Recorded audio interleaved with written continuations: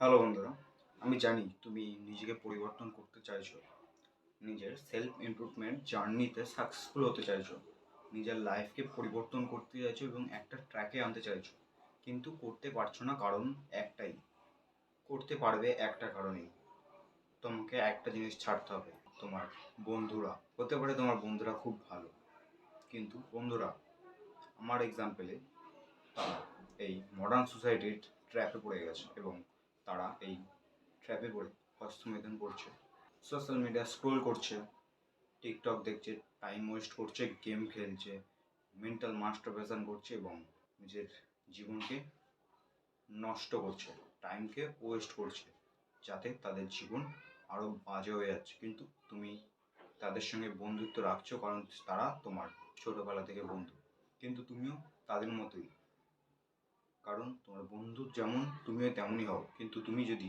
নিজেকে পরিবর্তন করতে চাও, কিন্তু তোমার বন্ধু কিন্তু চায় না।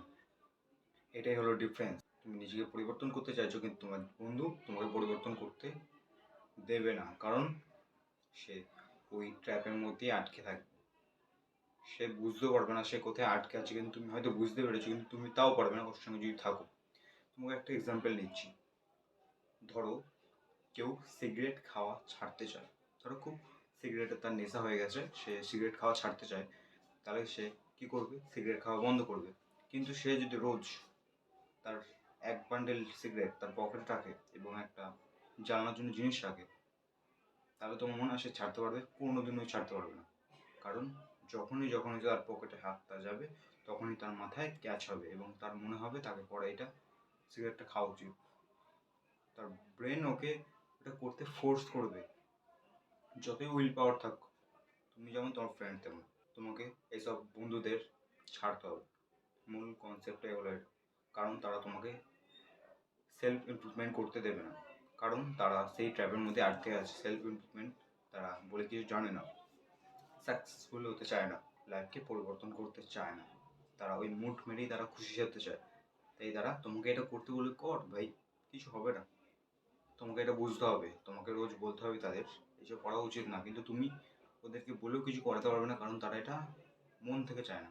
এবং তুমি লোককে যাকে কিছু করাতে চাইলে সে করবে না, কারণ যা নিজে থেকে কিছু করবে না সে কোনোদিনই কিছু করতে পারবে না।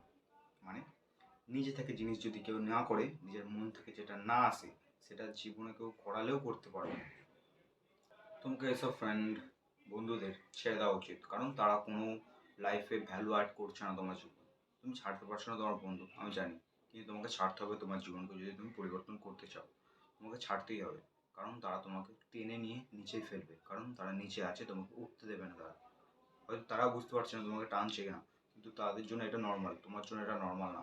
Become a man. তুমি যদি নিজেকে পরিবর্তন করতে চাও, গ্রেটেস্ট গ্রেটেস্ট হতে চাও, সব থেকে টপে যেতে চাও, তোমার নিজেকে সেলফ রেসপেক্ট রাখতে হবে, নিজের ডিসিশনকে সম্মান দিতে হবে। তোমার বন্ধু যদি বলে মুড মারতে, তুমি বলবে না, আমি মারতে পারবো না এবং তোমার সঙ্গে আমি কথা বলবো না, তোমার সঙ্গে আমার বন্ধুত্ব শেষ। তোমাকে এটা করতে হবে, নিজের একটু অকাত দেখাতে হবে। নিজের বন্ধুকে বোঝালেও সে শুনবে না আমি জানি, কিন্তু তোমাকে তাকে বোঝানো বন্ধ করতে হবে এবং নিজের ওপর ফোকাস করতে হবে এবং তোমাকে তাদের ছেড়ে দিতে হবে।